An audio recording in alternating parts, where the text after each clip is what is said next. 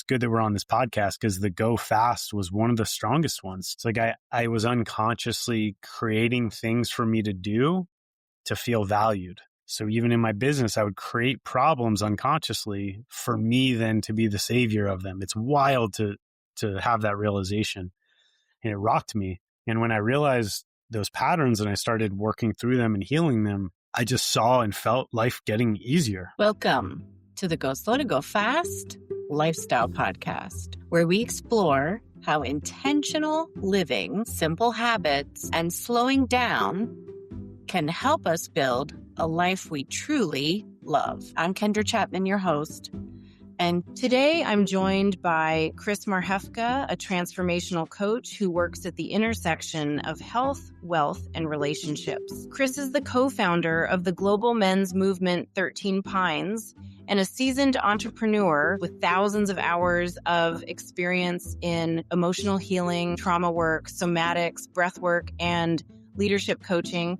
Chris has supported over 2,000 clients in their physical, mental, emotional, and spiritual growth. At the core of his work is a deep commitment to service, to God, and to his family. And that grounding really shapes the way he approaches transformation. Let's dive in.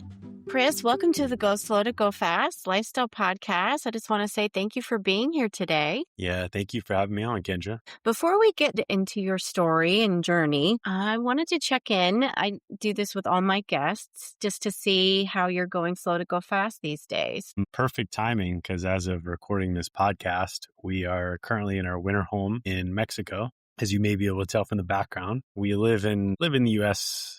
Quite a bit, and specifically in Austin, Texas. And living in a city can be quite fast. Yes. And so we have been down here for the last 5 years, and the pace and the cadence of life here is just significantly slower.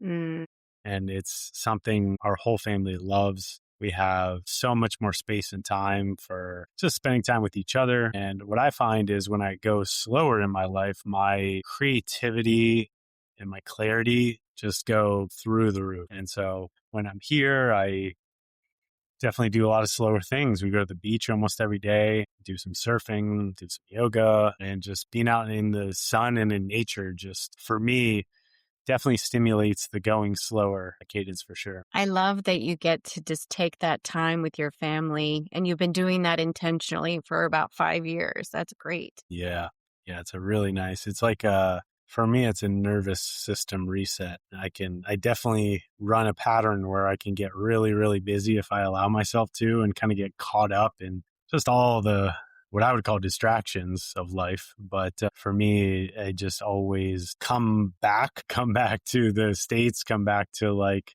the pace of everyday business with just so much more centeredness and awareness. And absolutely love it. That's amazing. So did you guys do this before? I mean, it seems like it's kind of around that 2020 COVID time frame. Were you doing this because of, or was it just before all that started in the world? Great question. Didn't really have to do with that necessarily. I was already working remotely. So I work from my laptop, and so I can be anywhere in the world, which is incredibly freeing. And I met my now wife in early 2021.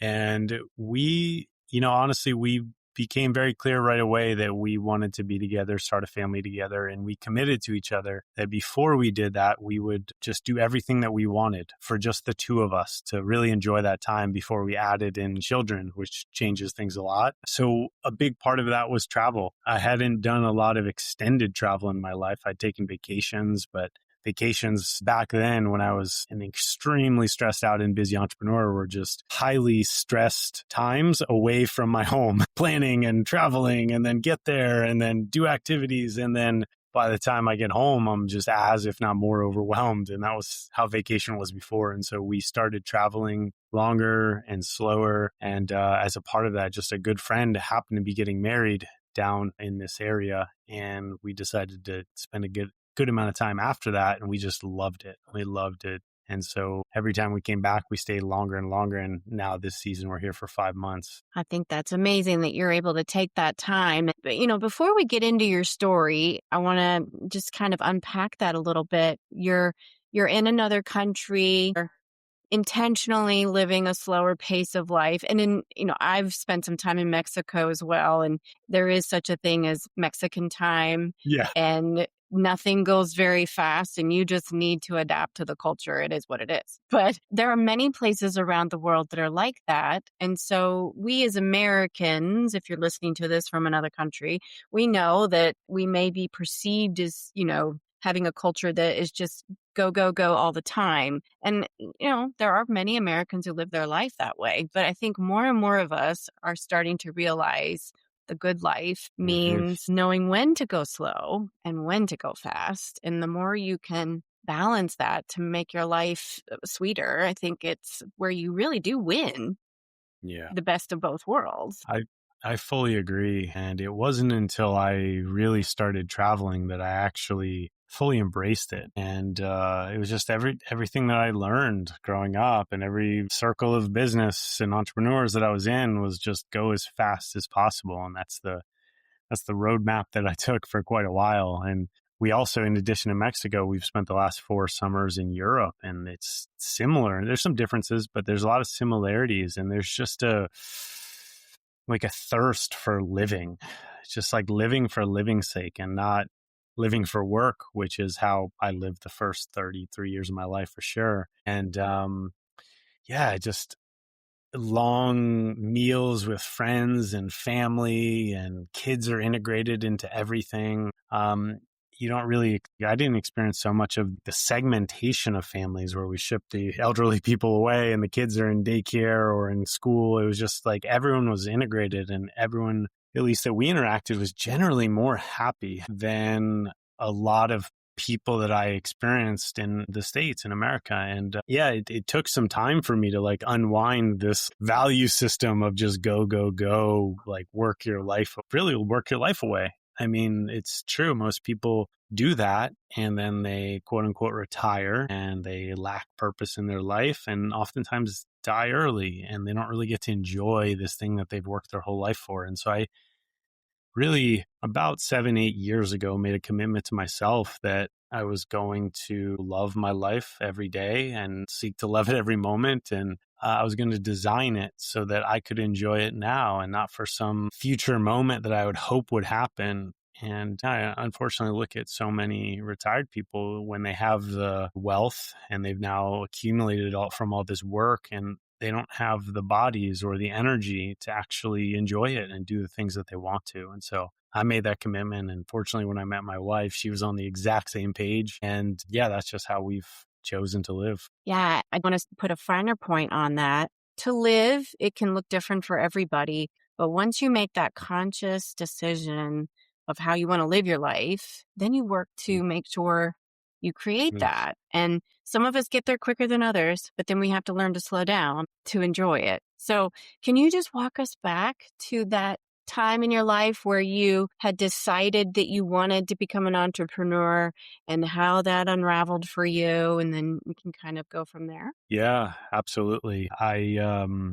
This was actually back when I was 20, 21, 22 years old. I had graduated college. I had actually got a job in finance in 2008, which was like a really terrible time for a lot of reasons in the economy. And I, to put it bluntly, just hated it. I hated what I was doing. Felt soulless. I felt empty inside. And back then I wouldn't have called it intuition, but I just had this like feeling that like, God, there's got to be something more. And I did what a lot of people thought was crazy at the time, and I quit that job. And that was my like first big step into becoming an entrepreneur. I said, I don't really even know where I'm going to go with this. I didn't necessarily have a plan, but I knew that I had big dreams, and I knew that I wanted to help people, and I knew that I was a hard worker and I was smart, and I was just committed to figuring it out.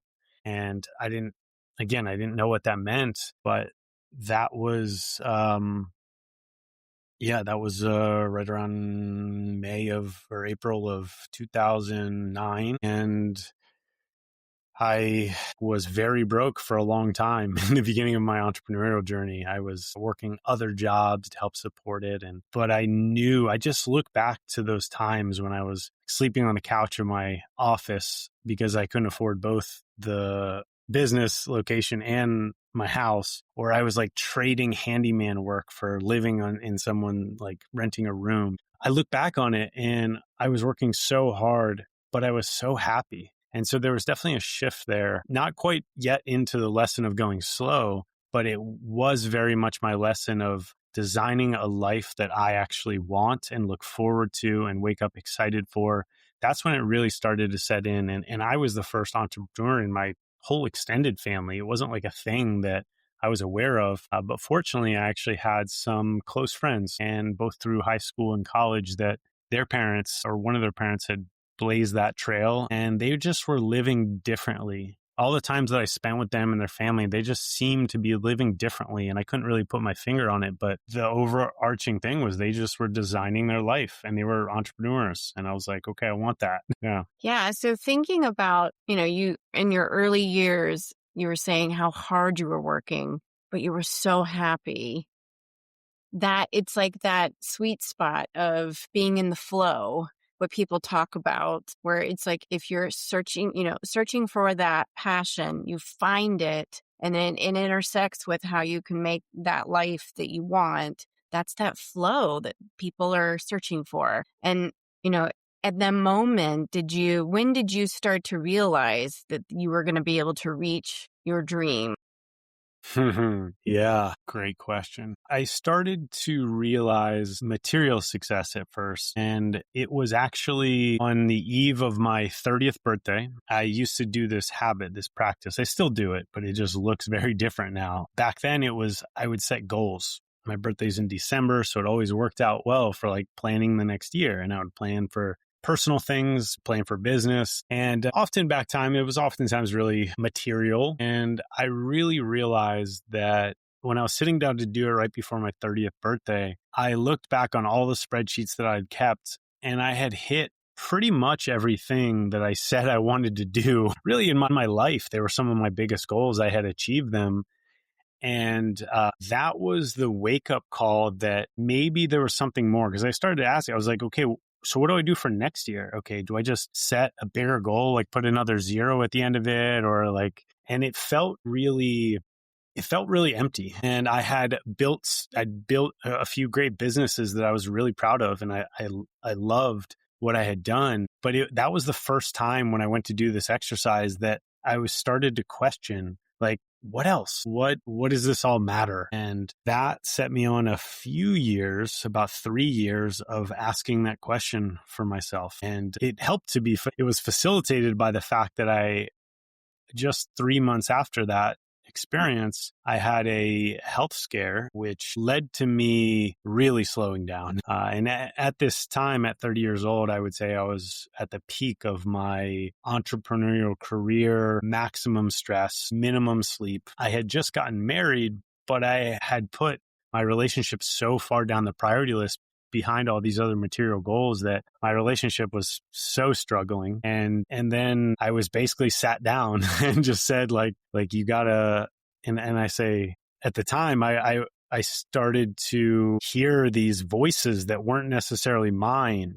And it was like, you got to make a change. And I was like, what is that? I've never heard that voice before. And you've got to slow down. You've got to take care of yourself, take care of your body. And it was like a stress-induced brain injury, and it happened while I was competing in CrossFit. It really scared me. It was the first time in my life I feared for my life, and then the dark months that followed that led me to question everything, including my life. And it was a really dark time, and even worse than that, I didn't know how to talk about emotions. I really did well of operating in the brain and all the analytical stuff, but I didn't know how to talk about how I felt. And so I kept most of that inside for a long time. And it wasn't until about 3 years later that I finally got help. And that was after 3 years of my life, both consciously and unconsciously burning to the ground. The businesses started to suffer because I couldn't work as hard anymore. And I realized that just my go, go, go was keeping things status quo and afloat. And when I couldn't do that anymore, things started to suffer. I also really believe I started to self sabotage. So I was starting to blame all this that I had created on now, like what was happening to me. And so there was both the conscious and unconscious, and a lot of my identity fell away. I saw myself as this really hardworking, like striving, achieving all the things we think of as like alpha American values. And I now couldn't do it anymore. I also didn't have my health the way that I had before. I'd been an athlete my whole life, and I'd really appreciated that part of myself, and I couldn't even work out anymore. And so it scared me. I didn't know what was next. And that was really the period where I started to question everything. And it was a slow and painful process. It definitely wasn't a comfortable one. And in it, like I said, I finally got some support, got some coaching, got some help, and I was able to start unpacking all these patterns that just kept running. And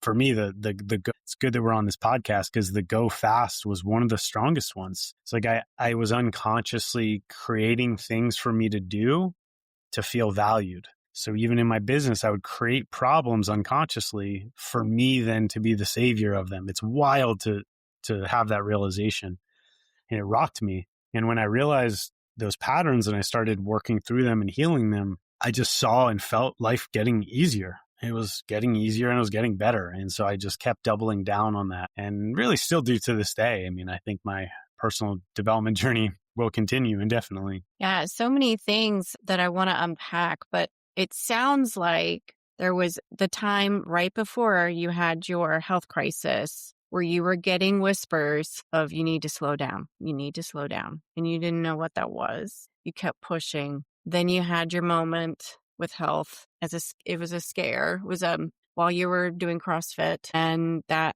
caused you to go down a completely different path. I mean, that was, I think many of us have had moments like that, not maybe to that degree, but we've had moments where we've been hearing something in the back of our mind telling us, you may not want to do that.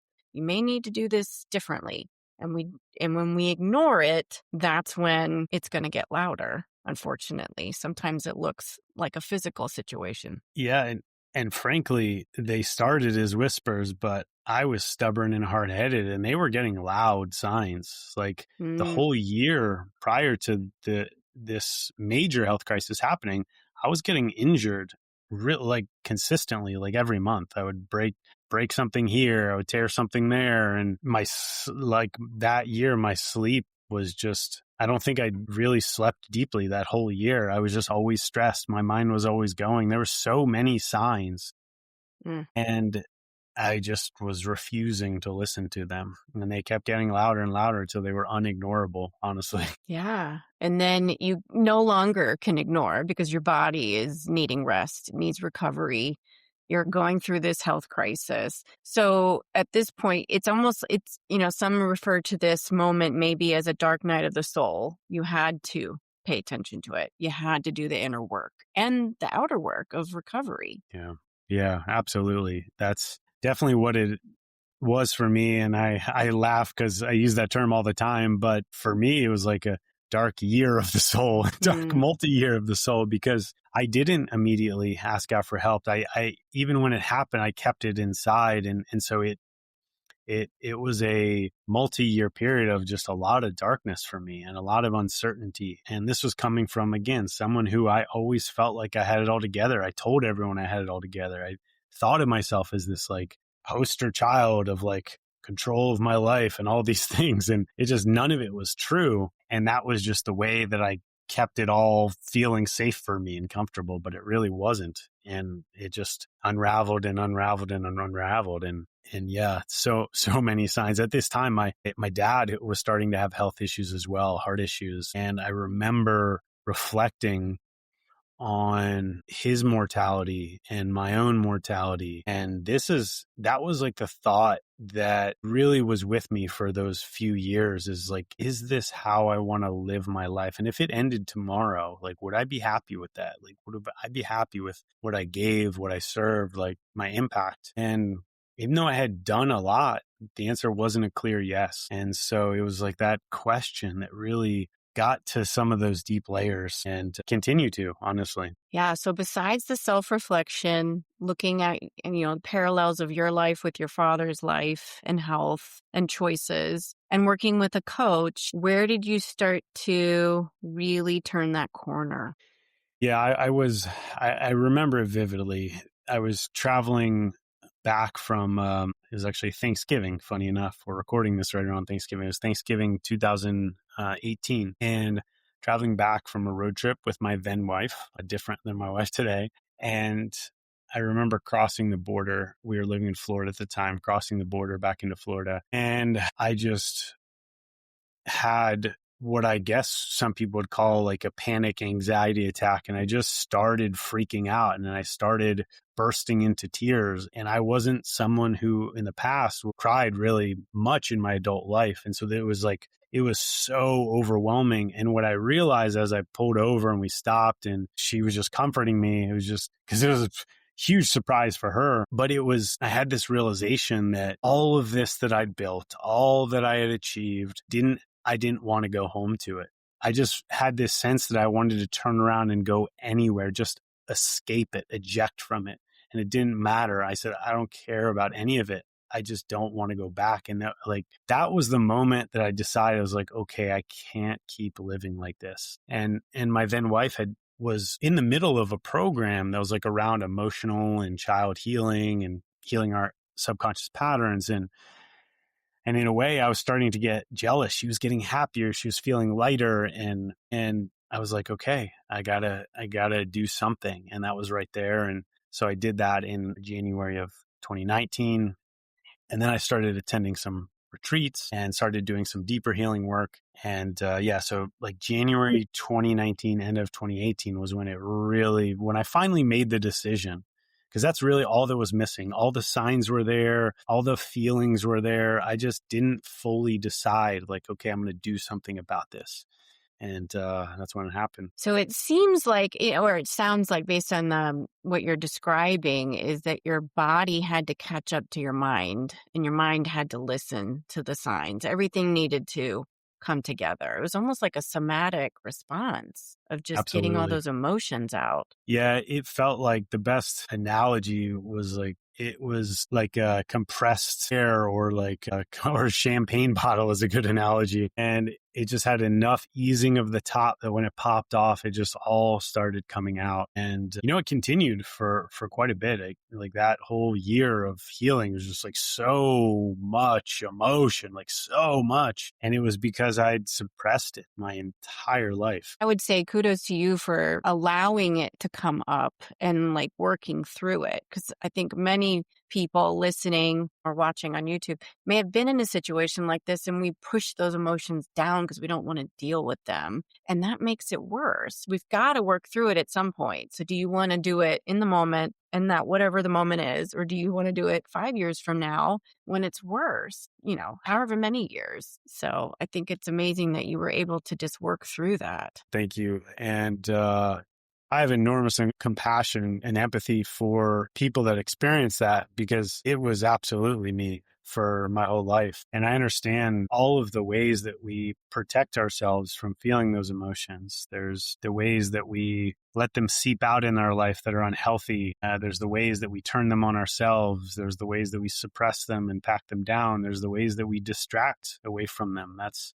a huge one in our society today, is we go to things really unconsciously just to not be present with ourselves. And I did them all. I'd be the first to raise my hand for every single one of them, because I was doing it. And I also will be the first one to say that on the other side of going into them is the most liberating, the most freeing. And really, I feel the sense of quote unquote control that I was always seeking, that I thought I had. I feel like I have more control after going through that darkness and going through those uncomfortable emotions. And I wouldn't personally call it control, but it's more of a sense of I have the awareness to feel when they're coming on, the tools to deal with them, and the willingness to go into them. And so when I do that, they no longer control me, they being my thoughts, my emotions, my stories, and they no longer like have a hold on me.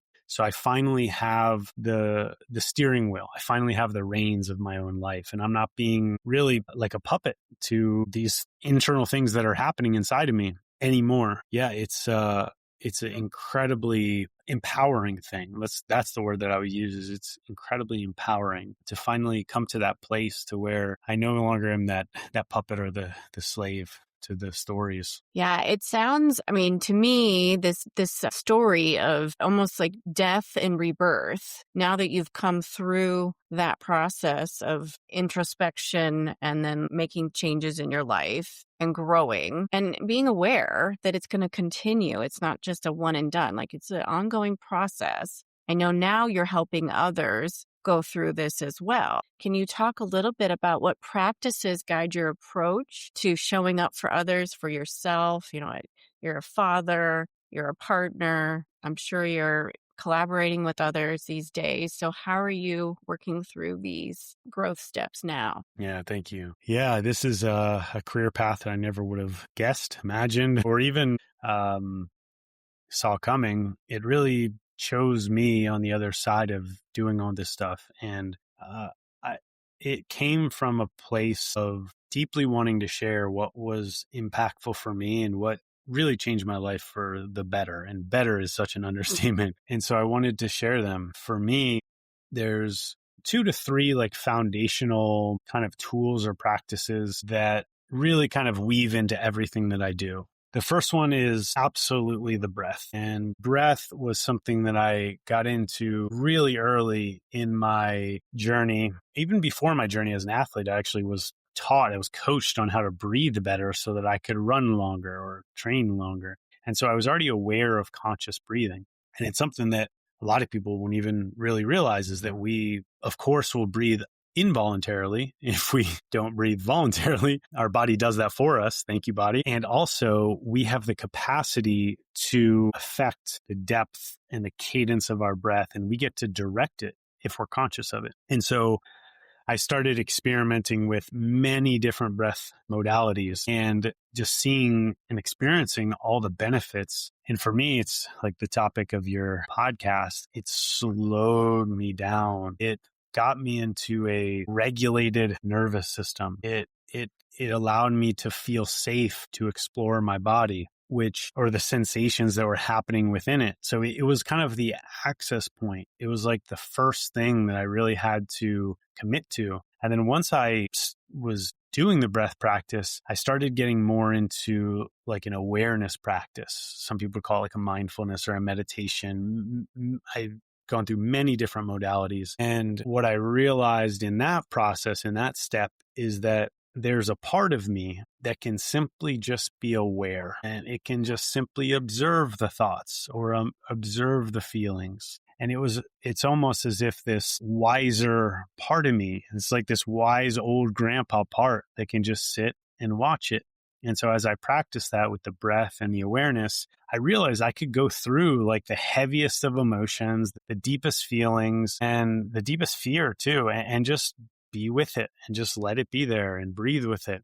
And then the third part was I got a lot of training in the somatic modalities, in how to embrace and work with the sensations in the body that we call feelings. And those feelings will be intertwined with our thoughts. Those thoughts become our stories. They become our belief systems. They become our character. They become our personality. And so when I combined all of those together, I really got a set of tools that allowed me to downregulate the nervous system, to become aware of our deepest patterns and the things that are truly running our life, and then how to reprogram them at the deepest level. And so that's like the foundation of like my coaching and mentorship. And, I primarily work with people that were exactly me just 10 years ago, mostly because I deeply understand them. I deeply understand what they're going through. And there are people that are caught up in the doing. They're caught up in the going fast. They're caught up in the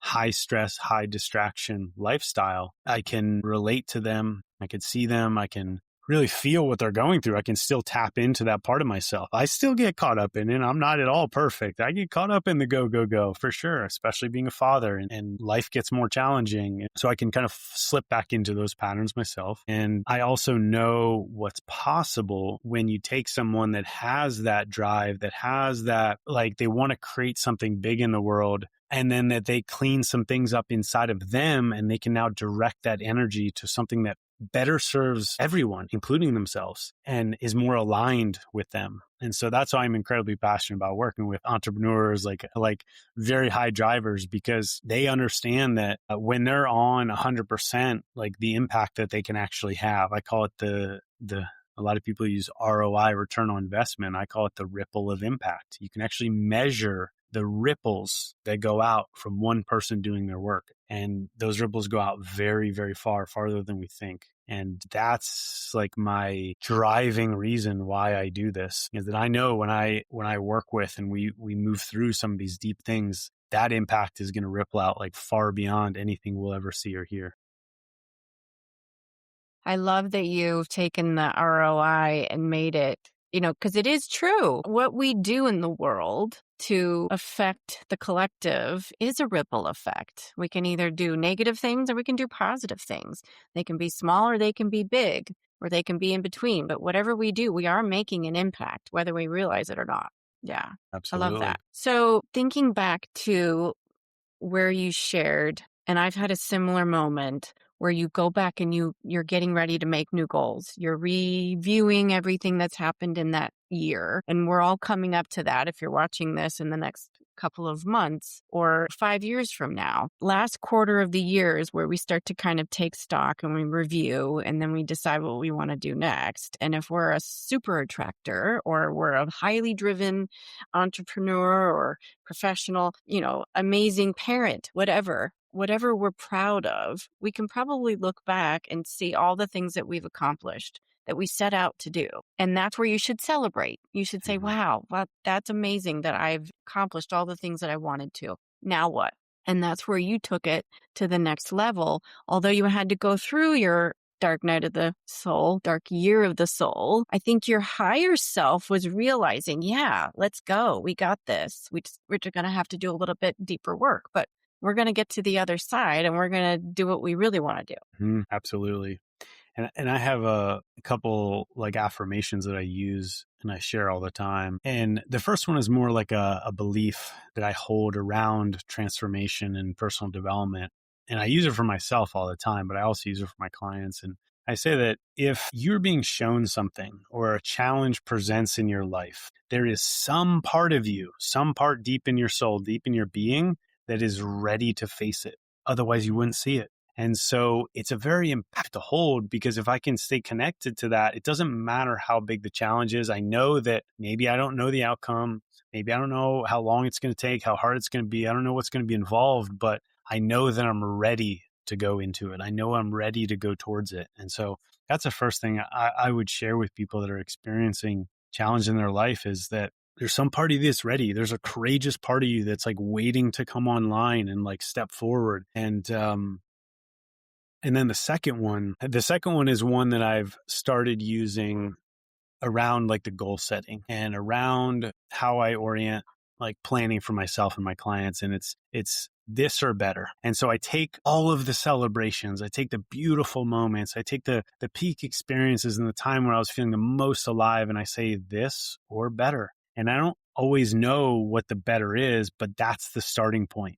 And so what we go from there is, what were those experiences? Like, what were the things that made you come alive that you actually want more of? And then what we really parse out of that is what's really important to you. Not what you say is important, or you tell your boss is important, or sometimes you tell your friends or even your spouse is important, but like what's really important to you when you look at it from that lens. And when you look at it through there, it's oftentimes not the thing that people are setting goals for. Yeah. And so I start orienting towards the things that make me feel alive, the things that excite me, the things that light my body up with electricity. And if I died the next moment, I would be happy. I look to those things, the peak fulfillment moments, and I say, okay, what's true about these? Like what was happening? What was I experiencing? What was I doing? And then I frame my future planning around those important things. Yeah, it's interesting. I've recently stepped away from a career that was almost 30 years in education.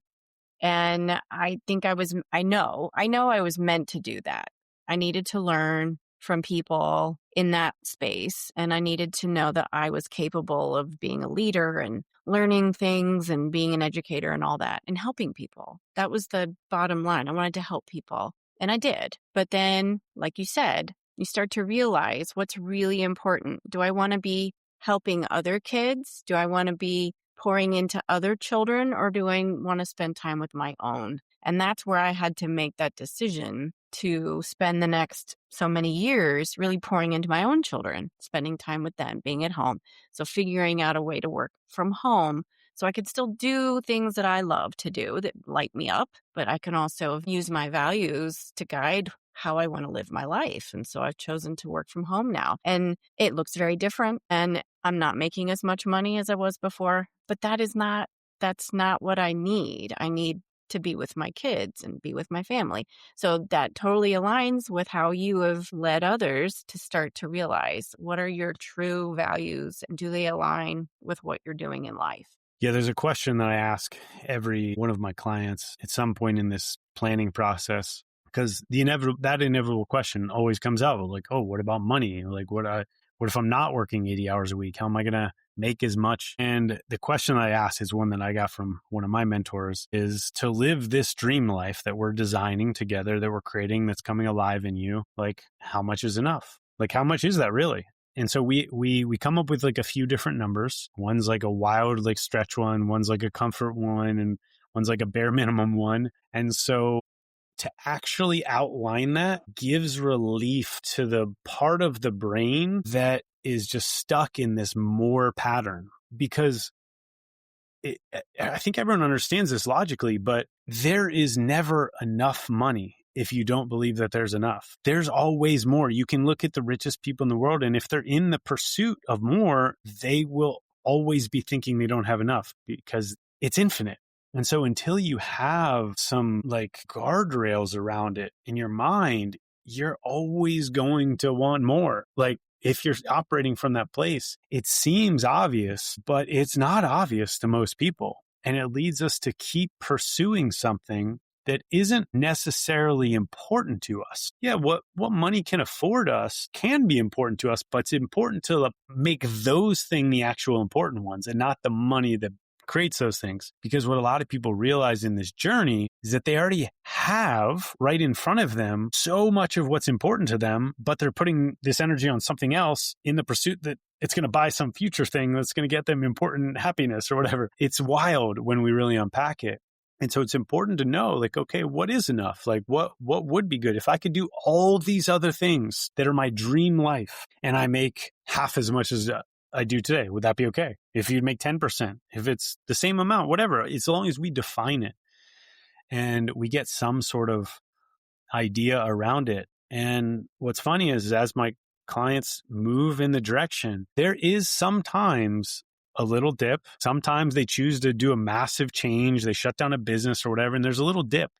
But what always happens, because I usually work on longer term with a lot of my mentoring clients, is that when they start living the life that they dreamed of, very quickly things start lining up in their favor, that part of their life starts just coming in. And they're not necessarily putting all their attention on money and income, but it starts coming in the more and more they get realigned. And so I think about it as two ways. Like, money's a thing that you can force your way into, you can work your way into, you can hustle your way into, and you can definitely do that. And it comes with some side effects. Money's also a thing that you can align into. You can align your life so that it flows to you and through you when you're living to your values, to what's important to you. And it's definitely a scarier path, because there's a linear way to working your way to money. Like, there's plenty of examples, like you can do it.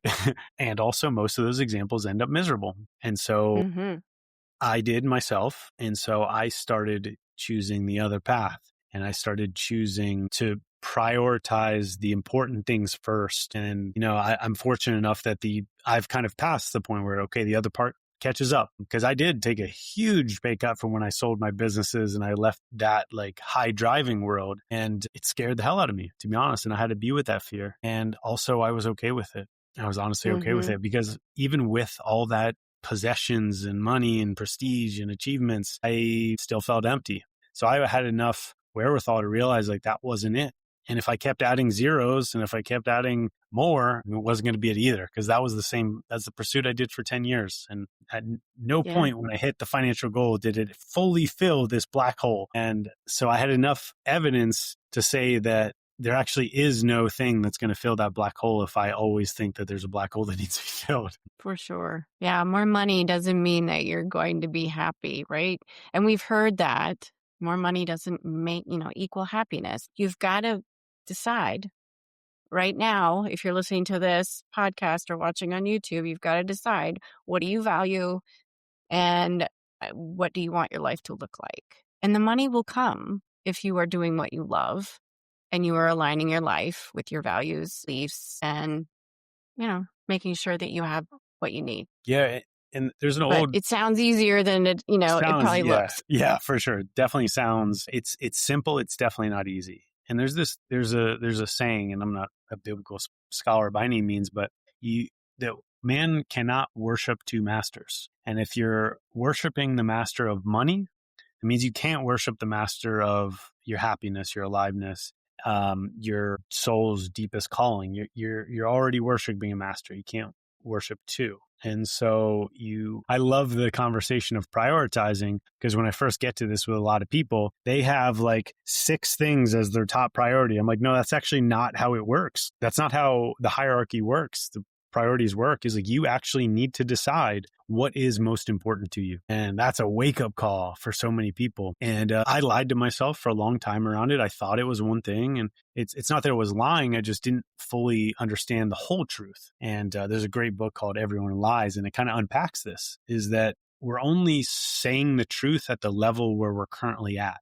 And so if we're at this level of scarcity, and if we're at this level of the consumerism and the consumption, it's like, yeah, of course, I want more money. That's my truth. But as we get deeper, we find deeper truths. And that's what I'm committed to. That's what I help people get to. Because I don't ever tell anyone what their unique thing is. But as we dig away, I notice there's a lot of similarities for most people. And as we get to the deepest, I find that just about everyone is doing their best with what they know, with what they have. They want to help. They want to make the world a better place. And they're trying to do that with the best tools and resources that they have. And so I really believe that that's true. And so my goal and my commitment is to helping people with the tools and resources so that they can actually do that more and better and experience that ripple of impact. Chris, this was a great conversation. I just want to say thank you for being here.